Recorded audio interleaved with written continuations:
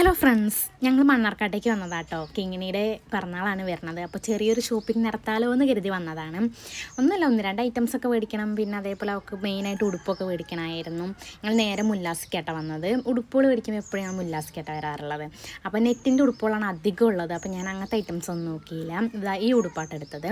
അവൾക്ക് വലിയ പിടുത്തൊന്നും പിടിച്ചിട്ടില്ല. പിന്നെ ഞാൻ ചുളിവിലൊരു പാൻറ്റും കൂടെ അടിച്ച് മാറ്റിയിട്ടുണ്ട്.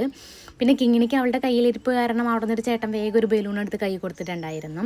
പിന്നെ അതൊന്ന് ഞങ്ങൾ നേരെ സുഡിയോക്കാട്ടോ പോയത്. അമ്മ പറഞ്ഞു എൻ്റെ വകയും കൂടെ അവൾക്ക് ഒരു ഉടുപ്പ് മേടിച്ചു കൊടുക്കണം പറഞ്ഞ് ക്യാഷ് തന്നായിരുന്നു. പിന്നെ സുഡിയോ പോയി ഒന്ന് രണ്ട് ഉടുപ്പൊക്കെ നോക്കിയിട്ട് അവിടെ നിന്ന് ഉടുപ്പ് വാങ്ങി. പിന്നെ കിങ്ങിന് നേരെ ലിപ്സ്റ്റിക്കിൻ്റെ സെക്ഷനിലേക്ക് അപ്പം തന്നെ പോണത്. പിന്നെ ഞങ്ങൾ നേരെ KFC പോയി. കിങ്ങിണിയുടെ ചങ്ങടത്തരം കാരണം ഞാൻ അവളെ ചീത്ത പറയും കേട്ടോ.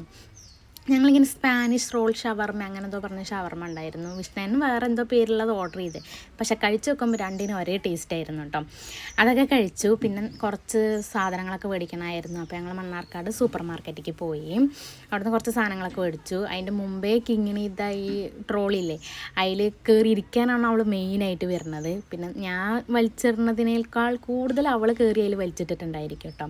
പിന്നെ കുറച്ച് പച്ചക്കറിയൊക്കെ മേടിക്കണമായിരുന്നു. സദ്യ ഉണ്ടാക്കണമല്ലോ, അതൊക്കെ വാങ്ങി. പിന്നെ നേരെ 9 മണിയായി അപ്പോഴേക്കും ഞങ്ങൾ പിന്നെ ഒരു സിനിമയും കൂടെ കണ്ടിട്ട് വീട്ടിലേക്ക് പോകാമല്ലോ എന്ന് കരുതി ഒരു സിനിമയും കൂടെ കണ്ട് ബ്രോമാൻസ് ആയിട്ടൊക്കെ കണ്ടത്. അത്രയേ ഉള്ളൂ.